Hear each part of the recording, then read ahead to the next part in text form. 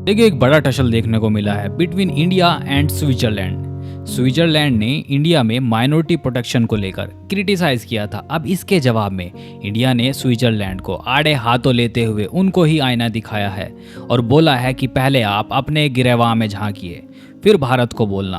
और इंडिया की तरफ से देखो एक सॉलिड रिप्लाई आया है और बोला गया है कि आप अपने देश में रेसिज्म और जीनोफोबिया जैसे इश्यूज पर ध्यान दीजिए।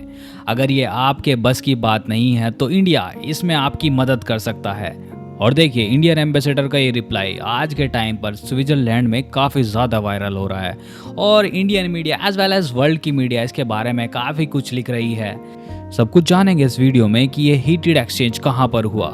मेरा नाम कुंवर है और स्वागत है आपका आपके अपने YouTube channel the bulletin world पर। देखिए, स्विट्जरलैंड के जिनेवा में अभी United nation human right council यानी यूएनएचआरसी के 60वें सेशन की 5th मीटिंग चल रही है, जहां ये पूरा हीटेड एक्सचेंज ऑफ वर्ड्स हुआ।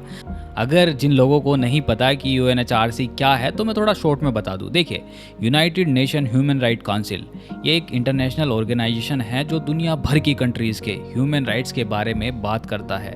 मतलब अगर किसी कंट्री में कोई ह्यूमन राइट्स का इशू है, जैसे फ्रीडम ऑफ स्पीच या माइनॉरिटी के राइट्स को लेकर, तो यूएनएचआरसी उस पर डिस्कशन करता है और सॉल्यूशन सजेस्ट करता है। ये काउंसिल जेनेवा स्विट्जरलैंड में है और इसमें 47 कंट्रीज़ के रिप्रेजेंटेटिव्स होते हैं। हर साल ये लोग मिलते हैं और मीटिंग्स करते हैं जिसमें वो एक दूसरे के कंट्रीज़ के इश्यूज़ पे बात करते हैं। लेकिन कभी कभी ये डिस्कशंस थोड़े ही हीटेड हो जाती हैं, जैसे रिसेंटली हमने देखा इंडिया और स्विट्जरलैंड के बीच क्या हुआ। देखिए एग्जैक्टली क्या हुआ इस मीटिंग में मैं आपको बताता हूँ। स्विट्जरलैंड के जो रिप्रेजेंटेटिव थे उन्होंने भारत में अल्पसंख्यकों के अधिकार और मीडिया की आज़ादी को लेकर सवाल उठाए थे।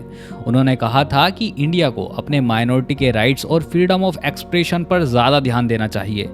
मतलब उनका कहना था कि इंडिया में प्रेस और मीडिया की फ्रीडम और माइनॉरिटीज़ के साथ ठीक से बिहेव नहीं हो रहा है। ये सुन के देखिए, इंडिया के जो डिप्लोमेट थे क्षितिज त्यागी, उन्होंने स्विट्जरलैंड की हिपोक्रेटिकल जो अप्रोच थी उसको एक्सपोज किया है। आप ये वीडियो देखिए कि एग्जैक्टली क्षितिज त्यागी ने क्या बोला है। Mr. President, we would also like to respond to the surprising, shallow and ill-informed remarks made by Switzerland, a close friend and partner. As it holds the UNHRC presidency, it is all the more important for Switzerland to avoid wasting the Council's time with narratives that are blatantly false and do not do justice to the reality of India. Instead, it should focus on its own challenges such as racism, systematic discrimination and xenophobia.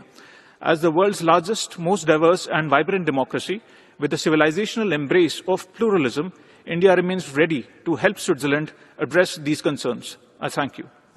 मैं आपको बताता हूँ कि Indian ambassador क्षितिज त्यागी ने exactly क्या बोला है। देखिए, उन्होंने कहा है कि स्विट्जरलैंड आप अपने घर के इश्यूज पर फोकस करो, जैसे स्विट्जरलैंड में रेसिज्म और जीनोफोबिया जैसी समस्याएं हैं। जीनोफोबिया का मतलब होता है कि फॉरेनर्स के साथ डिस्क्रिमिनेशन या नफरत जैसी वारदातें होती हों। और क्षितिज त्यागी ने यह भी कहा है कि स्विट्जरलैंड का इंडिया के बारे में बोलना शैलो और इल इन्फॉर्म्ड है। मतलब उनकी बातें फैक्ट्स पर बेस नहीं हैं और वो बस फॉल्स नैरेटिव स्प्रेड कर रहे हैं। और इंडिया ने यह भी बोला है कि हम एक वाइब्रेंट डेमोक्रेसी हैं जिसमें बिलियंस ऑफ पीपल पीसफुली रहते हैं और हम प्लूरलिज्म को एम्ब्रेस करते हैं। मतलब प्लूरलिज्म का मतलब होता है हर कल्चर, रिलीजन और कम्युनिटी को साथ लेकर एक यूनिटी में काम करना। और यूएनएचआरसी जैसे मंच से इंडिया ने ना सिर्फ स्विट्जरलैंड को जवाब दिया बल्कि पाकिस्तान को भी जमकर लपेटा है। इस मीटिंग में इंडिया ने पाकिस्तान को फेल्ड स्टेट कहा जो बस इनस्टेबिलिटी और हैंडआउट्स पर सर्वाइव करता है। और इस दौरान 9/11 हमले से पुलवामा, उरी, पठानकोट, मुंबई और पहलगाम आतंकी हमलों का भी जिक्र किया और कहा कि यहाँ पाकिस्तान सिर्फ नैतिकता का ढोंग करने आता है, असल में वो ही उन नेटवर्क्स को पनाह देता है और फंडिंग प्रोवाइड कराता है जो वैश्विक सुरक्षा को खतरे में डालते हैं। और क्षितिज त्यागी ने पाकिस्तान के मजे लेते हुए आसिम मुनीर के उस बयान का भी समर्थन किया है जिसमें उसने पाकिस्तान की तुलना डंप ट्रक से की थी। अब बड़ा सवाल ये है कि ये सब बातें क्यों इतनी ज़्यादा इम्पोर्टेंट हैं।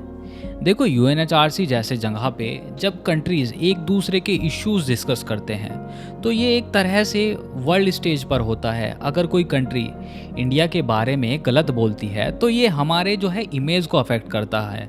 लेकिन जब इंडिया ऐसे स्ट्रॉन्ग जवाब देता है तो ये दिखाता है कि हम अपने स्टैंड्स को लेकर कितने ज़्यादा क्लियर हैं। और इंडिया ने जिन शब्दों का यूज़ करते हुए पलटवार किया है, आज के टाइम पर वेस्टर्न मीडिया इसके बारे में काफ़ी ज़्यादा चर्चा कर रही है कि इंडिया आखिर कैसे इस तरीके से बात कर सकता है।